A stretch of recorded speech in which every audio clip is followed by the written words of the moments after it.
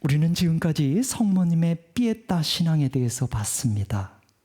계속해서 이제는 예수님 나이 12살 때 철저히 없을 무로 사라지신 성모님의 모습을 보려고 합니다. 그래서 유인물 첫 페이지 아랫부분 읽겠습니다. 예수님의 부모는 시작.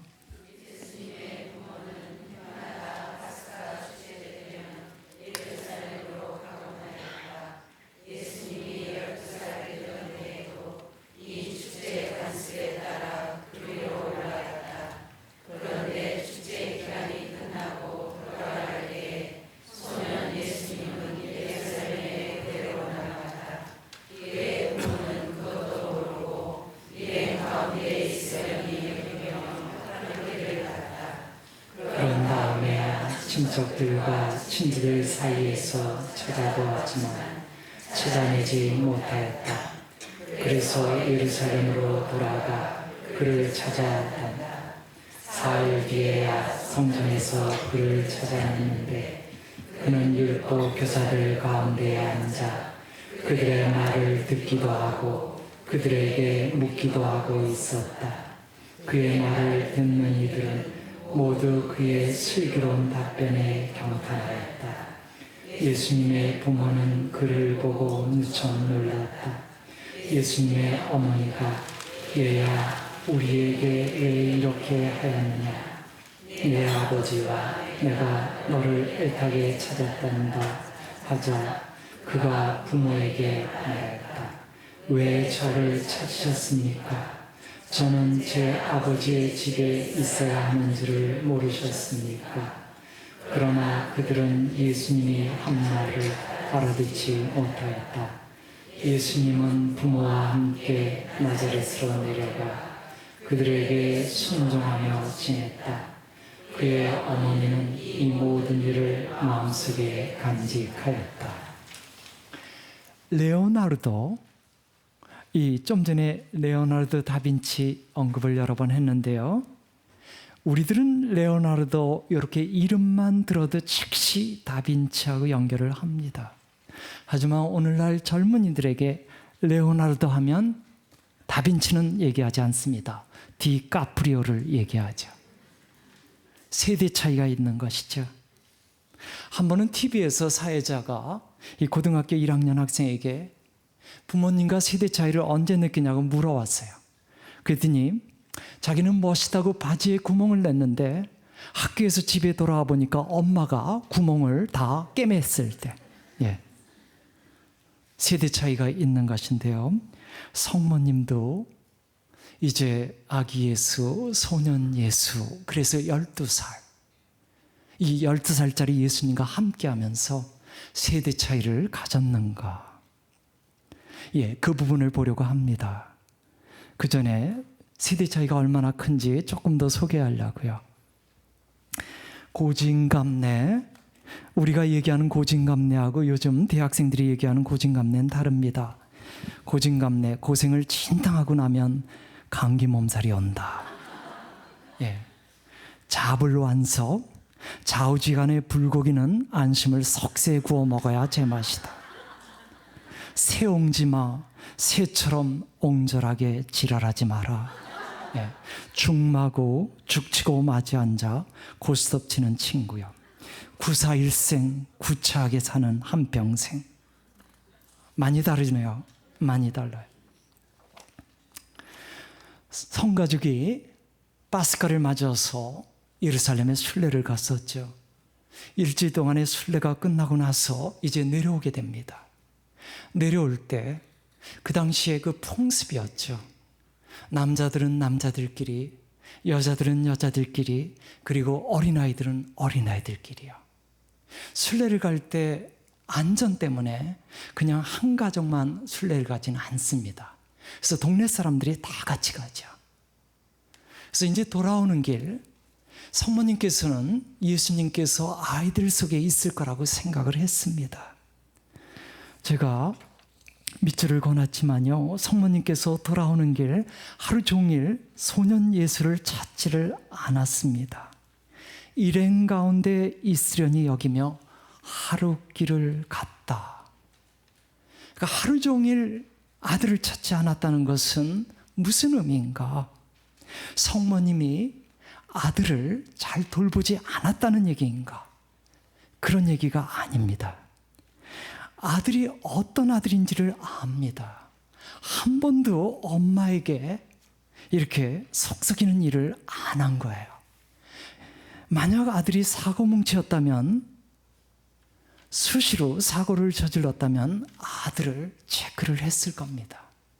하지만 늘 믿음직한 아들이었기 때문에 하루길을 가면서도 체크할 필요가 없었던 것이죠.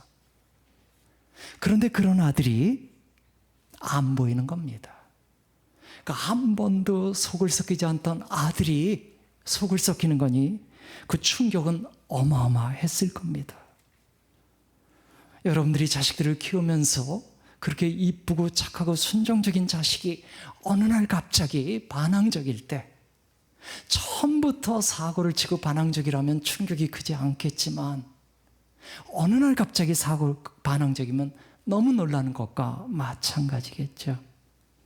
예, 소년 예수는 어머니에게 상당히 순종적이고 그리고 책임감 있는 그런 어린아이였던 것이죠.